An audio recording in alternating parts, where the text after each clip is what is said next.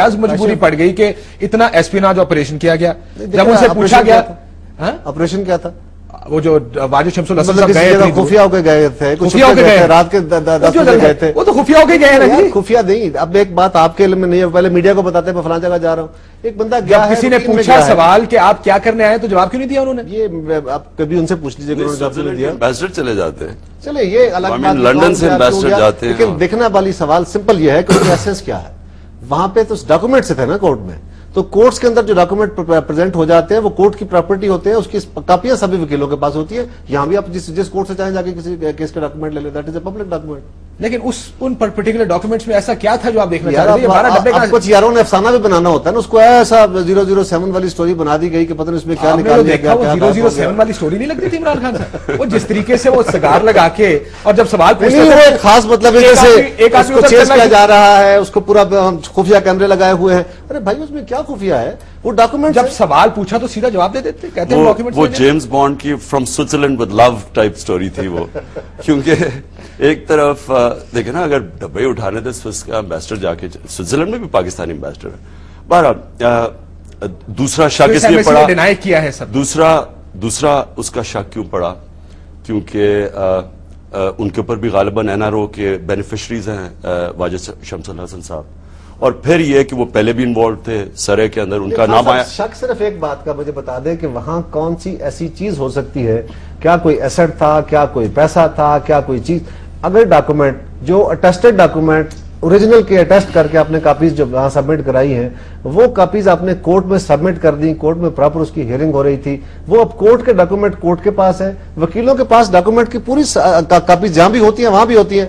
وہاں پہ شہید ملت سیکریٹریٹ چلتے ہیں جن کے بعد ریکارڈ غائب ہو جاتا ہے. یار وہاں پہ کورٹ میں کاشف وہ پریزنٹڈ آلریڈی ڈاکومنٹ ہے نا.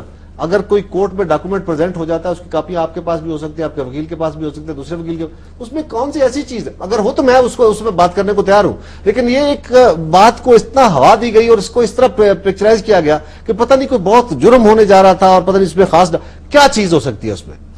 اس میں ایویڈنس ہے نا جی آپ کے خلاف. ایویڈنس تو یہاں آپ کے پاس ساری موجود ہے، وہ کنوکشن ہے اس کے. ایک منٹ، اور وہاں اس کورٹ میں آلریڈی وہ ڈاکومنٹ آپ کے سبمٹڈ ہے.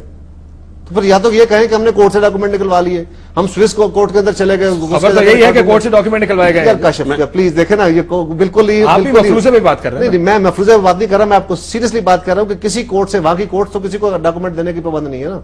اوریجنل ڈاکومنٹ تو کسی کو نہیں دیں گی. ان کو گورنمنٹ آف پاکستان سے اٹیسٹڈ ڈاکومنٹ فائل ہوئے تھے.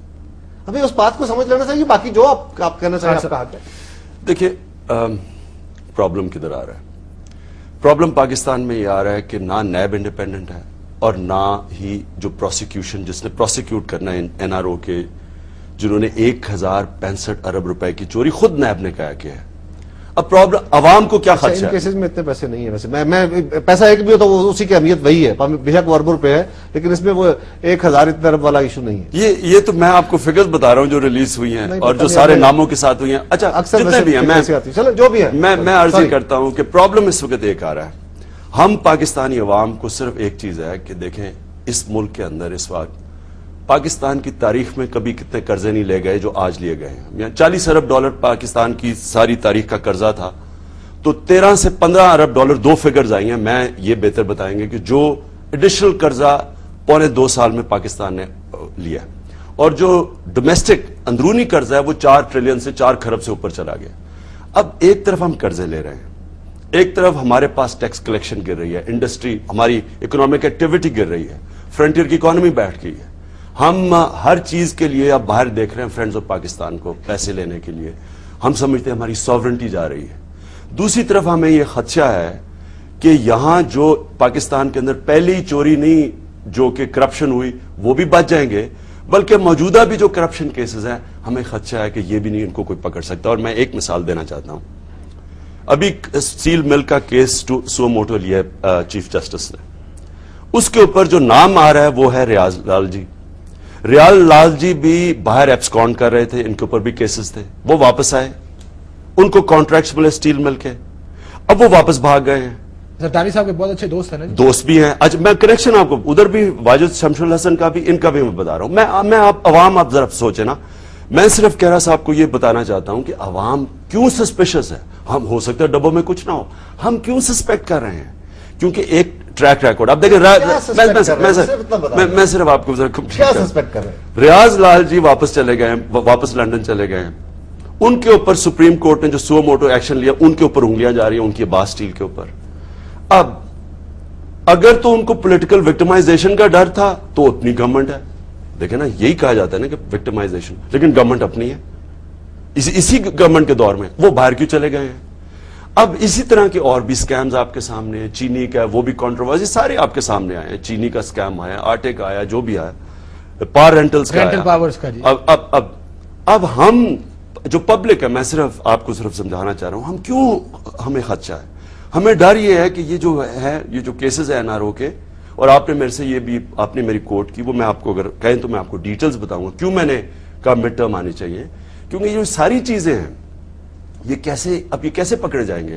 क्योंकि अगर वही गवर्नमेंट में भी बैठे हैं, उस पर आप 100 अरब रुपए के कर्जे माफ हुए हैं, ये सारी जो चीजें हैं, 150 अरब के, 100 अरब का मैंने सुना था, 60 अरब तो सिर्फ मुशर्रफ के दौर में हुआ, 120 अरब उससे पहले के हुए हैं। तो ये जो सारे कर्जे माफ हुए हैं, ये सारी चीजें, इनको कौन प्रोसिक्यूट करेगा? तो ये जो खदशा हमारा है, उसी के अंदर जब डाउट्स पैदा होती हैं, हमारे में शक व शुबात है, हम फिर इसलिए कहने के लिए हम ये कहते हैं कि अगर ये सेटअप इनका एहतसाब नहीं कर सकता, करप्शन नहीं पकड़ी जा सकती, ताकतवर को नहीं पकड़ सकते, तो फिर वो सेटअप आना चाहिए जो पकड़ सकता है। देखिए, मैं सवाल अपना सवाल ऐड कर दूं, ये एक सवाल इसी के अंदर थोड़ा सा उन्होंने ये कहा है, हाँ, मैं इन्हीं का सवाल आप जवाब देंगे। कहते हैं कि एक तो आपने बिल्लों को दूध की रखवाली बिठा दिया, जिन लोगों पे ऑलरेडी कर्जे लगे हुए हैं, केसेस बने हुए हैं, उनको प्रोसिक्यूट कौन करेगा? रियासत आपकी है, आपके हाथ में वकील हैं, आपके हाथ में सब इदारे हैं, नैब आपके हाथ में। जब आप के कोर्ट में जाएंगे तो रियासत वर्सेस जिसका भी होगा, रियासत की तरफ से कौन पेश होगा? कौन इनको प्रोसिक्यूट कराएगा? कौन गवाह पेश करेगा? कौन? काशिफ, मसला ये नहीं है, ये केसेस कोई ऐसे नहीं है जो नए बनने हैं, ऑलरेडी सबमिटेड केसेस हैं अदालतों के अंदर, ऑलरेडी रिकॉर्ड प्रोड्यूस्ड है, बहुत सारे केसेस में एविडेंसेस जा चुकी हैं। ये देखें ना, एक कॉन्सेप्ट ये दिया जाता है कि जैसे आज कुछ होने वाला है, जो तस्वर आप दे रहे हैं वो तस्वर ये है कि आज अगर मुझ पे एलिगेशन लग जाता है, मुझ पे फर्ज कर एलिगेशन लगता है और मेरा केस प्रोसिक्यूट होना शुरू हो जाता है, तो yes, I should step down as minister and I should defend my self. लेकिन ये केसेस तो वो हैं जिन केसेस के जब फैसले होते हैं तो अदालतें के जजेस, हाई कोर्ट के जजेस अपने घरों को जाते हैं, उनको जाना पड़ता है। और जहां तक ताल्लुक, सुप्रीम कोर्ट ने स्टील मिल का केस सुओ मोटो लिया है, वो डे टू डे हियरिंग कर सकते हैं, वो करेंगे इंशाल्लाह जल्दी। जो बंदा उसमें जिम्मेदार होगा उसको कोई बंदा माफ नहीं कर सकेगा। लेकिन एक मिनट मैं बताता हूँ जी, कौन चले गए हैं, कोई जा नहीं सकता। क्या लाल जी तो चले गए? इमरान खान साहब इतने गुस्से में नहीं आते, मैं जज्बाती भी नहीं होता। मैं बताता हूँ आपको, अगर देखे ना, ये बात ये है कि आपके एक स्टील मिल का केस था, उसके मफरूर मुल्जिमान को सुप्रीम कोर्ट ने गिरफ्तार कराया है और उन्हें पेश किया गया है यहाँ पे। अगर कोई बंदा ये समझे कि आज वो बाहर जाके बैठ के आराम से और पाकिस्तान का पैसा अगर उसने खा लिया तो चला जाएगा तो उसको पूछेगा नहीं, तो ये तो आपके सामने कल की मिसाल है ना। वो कौन सा मिल का केस है, स्टील का केस, जिनके हार स्टील का, उसके मुल्जिमान को बकायदा इंटरनेशनल कोर्ट्स के पुलिस के जरिए पकड़ के यहाँ बुलवाया गया है और सुप्रीम कोर्ट ने बुलवाया है। यहाँ पे भी अगर कोई सूरत हाल है तो मेरी गुजारिश सुन ले, उस पर सुप्रीम कोर्ट के पास ऑलरेडी केस मौजूद है, लेट सुप्रीम कोर्ट डिसाइड, और जो डिसाइड करते हैं हम उसके अब आगे बिल्कुल सरबसजूद बिल्कुल हाजिर है कि जो फैसला करेंगे। शौकत अजीज को भी बुलाएंगे। देखिए, मैं उस पर दूसरी गुजारिश ये कर दूं, ये जो कर्जों का इशू है, बिलाशुबा मैं कर्जों पे आऊंगा आगे, कर्जे तो ये तो अभी एनआरओ केस वैसे मैं दोबारा, अच्छा सॉरी, हारिस स्टील जो था वो अगर पिछली गवर्नमेंट ना जाती तो किसी ने उनको नहीं बुलाना था। वो तो गवर्नमेंट चेंज हुई, वो जो उनके वाली वारिस थे उनका हाथ उठ गया और वो फिर एक्सपोज हो, और फिर चीफ जस्टिस वापस आ गया। मैं एक आपको सिर्फ जनरल शाहिद अजीज का पूरा इंटरव्यू आया, उन्होंने इन सारे केसेस के ऊपर उनसे पूछा गया कि जी इन केसेस में कुछ था नहीं। अब ये नैब के हेड थे, इन्होंने कहा कि सारे केसेस मैच्योर हो रहे थे, सब केसेस में सब्सटेंशियल था। उन्होंने कहा कि मुझे जनरल मुशर्रफ ने कहा क्योंकि उनकी सियासी डीलिंग शुरू हो गई, उन्होंने मुझे कहा ले ऑफ। और इसलिए मैं कहता हूं कि उनके इंटरव्यू अगर आप सुन लें, और उन्हें एक एक केस के ऊपर गया, उनके इंटरव्यू अगर आप सुन लें तो आप ये समझेंगे, आपको ये आइडिया होगा कि नैब जब तक इंडिपेंडेंट नहीं है, जब तक नैब आजाद नहीं है, तो सियासी मुकमुका होता जाएगा। डील्स आपकी देखे ना, पकड़ा क्यों नहीं कोई जाता? उन्होंने कहा पकड़ा इसलिए नहीं जाता, उन्होंने इसलिए कहा कोई पकड़ा नहीं जाता क्योंकि हमें सियासी तौर पे कहा जाता है कि देखें آپ لے آف کر دیں. جس وقت شاید عزیز صاحب کا کیس انہوں نے شاید عزیز صاحب پر دباؤ ڈالا گیا تھا، اس وقت جنرل مشرف ریفرینڈم میں جا رہے تھے، اس وقت ان کے ساتھ بہت